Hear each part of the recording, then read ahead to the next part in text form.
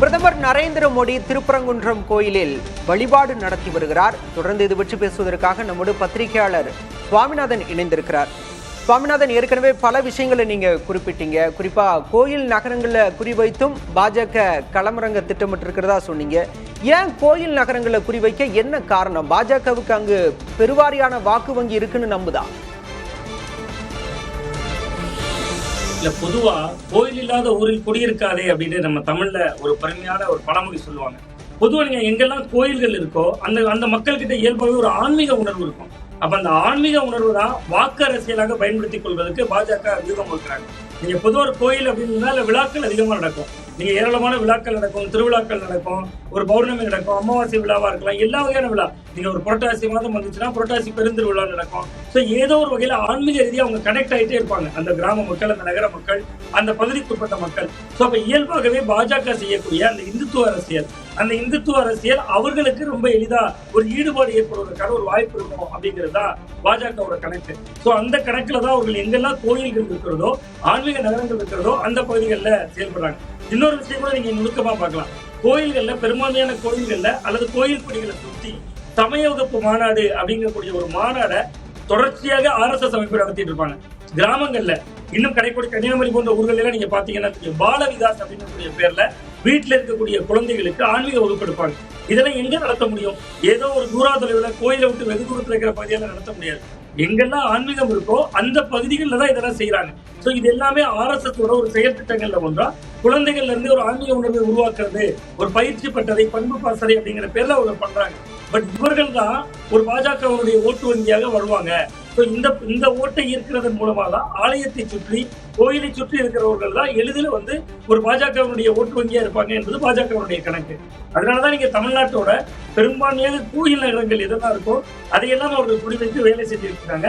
அந்த வேலையை அவங்களுக்கு பலனையும் கொடுத்தது. நீங்க பலன் இல்லாம இல்லை. நீங்க ஒரு ஆன்மீகம் ரீதியாக ஒரு ரொம்ப ஆன்மீகம் இருக்கக்கூடிய பகுதிகளில் ஒன்றா பார்க்கக்கூடிய கன்னியாகுமரியில் அவர்கள் கால் வந்துட்டாங்கல்ல. அதற்கு முன்பாக கலவரங்கள் போன்ற பல விஷயங்கள் காரணமாக இருந்தாலும் எங்கெல்லாம் ஆன்மீக ரீதியான ஒரு உணர்வு அதிகமாக காணப்படுகிறதோ அங்கெல்லாம் அவர்கள் கால் ஊன்றி இருக்காங்க. ஸோ அவர்கள் அதற்காக தான் ஒரு கோயில் நகரங்களை தொடர்ந்து குறிவைக்கிறாங்க. அதனுடைய வெளிப்பாடு தான் இப்ப ஒரு திருப்பரங்குன்றத்தை குறிவைக்கிறதா இருக்கலாம். நீங்க அதுக்கு ஒரு சின்ன உதாரணம் கூட சொல்றேன். கடந்த 2025 ஜூன் 22 முருகர் மாநாடு நடக்குது. அதுக்கு ஒரு 10 நாட்களுக்கு முன்பே பாஜக அவருடைய ஒரு கமிட்டி கூட்டம் நடந்தது அதே மதுரையில. அந்த கூட்டத்திற்கு அமித்ஷா அவர்கள் பேசுகிறார். நீங்க திருப்பரங்குன்றத்தில் மலையவே வேறு பேரில் சொல்லுவது ஒரு சூழல்லாம் வருது. ஸோ நீங்க எல்லாருமே இந்த மாநாட்டுக்கு கண்டிப்பா வந்துடணும், முருகர் மாநாட்டுக்கு வந்துடணும். அது பாஜகவினுடைய இன்னொரு பரிவார அமைப்புகள் இருந்தாலும் கூட அந்த நிகழ்வுக்கு வந்துடணும் அப்படிங்கக்கூடிய ஒரு அழைப்பு விடுக்கிறார். ஸோ அவங்க ஆன்மீக ரீதியா ஒரு கனெக்ட் கொடுத்துக்கிட்டே இருக்கிறதன் மூலமா மக்களை ஒரு வாக்காளர்களாக, நமக்கு வாக்களிக்கக்கூடியவர்களாக மாற்ற முடியும் அப்படிங்கக்கூடிய ஒரு குழுவை மையமாக வைத்துதான் அவர்கள் வேலை செய்யறாங்க. அந்த வேலையை தான் இந்த முறையும் அவர்கள் முன்னெடுக்கிறாங்க. இல்ல, அப்படி பார்த்தா பிரதமர் நரேந்திர மோடி மதுரை மீனாட்சி அம்மன் கோயிலுக்கு போகாம திருப்பரங்குன்றம் கோயிலுக்கு வராரே. இல்ல, அதுதான் நீங்க ஆன்மீக ரீதியான ஒரு ஆன்மீக தலங்களை மையப்படுத்தியதும் ஒன்று. இன்னொன்று அந்த திருப்பரங்குன்றம் சர்ச்சையில் இருக்குல்ல. நீங்க திருப்பரங்குன்றம் சர்ச்சையில் இருக்கிறது.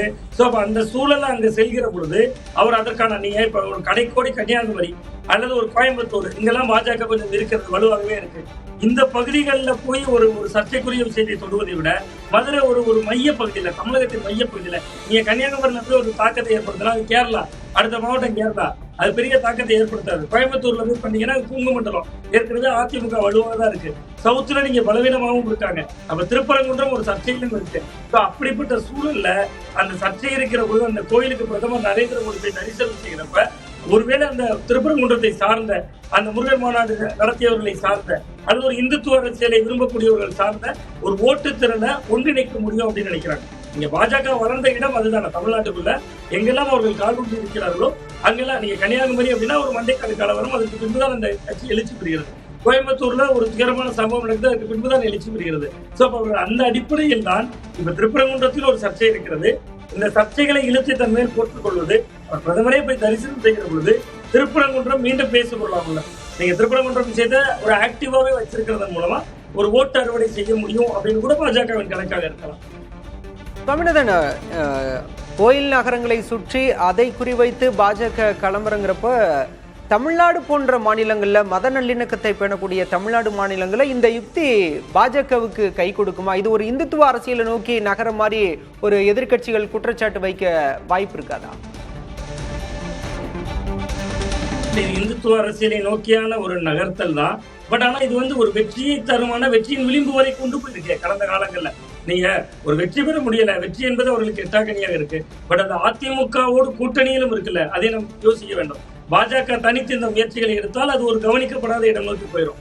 பட் அவர்கள் அதிமுக என்கிற ஒரு வலுவான ஒரு கட்சி தான். இன்னைக்கு அது பல பிளவுகளை சந்தித்திருக்கலாம்.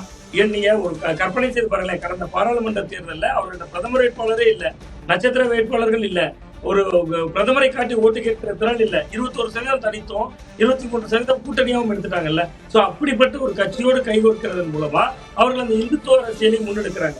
பட் இது தமிழ் மண்ணை பொறுத்தவரை வெற்றியை தருமான அது ஒரு எட்டாக்கணியாகத்தான் இருக்கும். பட் அவர்களுக்கான முயற்சி அது. நீங்க வடக்கே ராமர், தெற்கே முருகன், முருகனை மையப்படுத்துறாங்க. முருகன் மாநாடு நடத்துறாரு. நினைவுல இருக்கலாம், கையில ஒரு வேலோட தான் முழு யாத்திரையும் போனாரு. கந்த சஷ்டி பாடலை கொச்சைப்படுத்துறாங்கன்னு அந்த நேரத்துல அரசியல் மயமாக்கப்பட்டது. அவர் ஒரு வேல் யாத்திரை போனாரு. அதிமுக அலைன்ஸ் தானே 4 சீட்டை தந்துச்சு.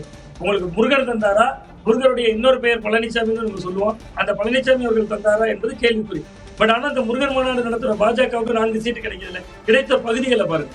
நீங்க நாகர்கோவில் ஆன்மீக ரீதியாக ஏற்கனவே பாஜக காலூன்றிய பகுதி, திருநெல்வேலி நெல்லையப்பர் கோயில் இருக்கக்கூடிய பகுதி, இதே மாதிரி தான் உங்களுக்கு ஆன்மீக ரீதியான பகுதிகள் எல்லாம் அவர்களுக்கு வெற்றி வந்திருக்கிறது இல்ல. சோ அப்ப அந்த அடிப்படையில் இது அதிமுக அலைன்ஸ் இருக்கிறதுனால இந்த அட்டம்ப்ட் கவனிக்கப்படும். இல்லைன்னா பாஜகவினுடைய இந்த செயல்பாடுகள் கவனத்திற்கு கூட உள்ளாகாது. நீங்க அதிமுக போன்ற ஒரு கட்சி கூட இருக்கிறதுனால அது கவனிக்கப்படும், அவ்வளவுதான். அந்த இடம் வந்து ஒரு ஓட்டை நோக்கி நெருங்குகிறது. பட் இது வந்து ரொம்ப எளிதா இவர்கள் என்னதான் ஆன்மீக அரசியல் செய்தாலும், அந்த சுற்று வட்டார பகுதிகளை நோக்கி மையப்படுத்தி செய்தாலும், களத்தில் அதிமுக இருந்தால் மட்டும்தான், அதிமுகவினர் முழுதாக சிறுபான்மையினரும் வாக்களித்தால் மட்டும்தான் இவர்களுக்கு வெற்றி சாத்தியம். மறுபடியும் ஒரு முயற்சி செய்வார்கள். பிரதமர் நரேந்திர மோடியோட திருப்பரங்குன்றம் வருகை பற்றி பல்வேறு விஷயங்களை பகிர்ந்து கொண்டீங்க. நன்றி திரு சுவாமிநாதன்.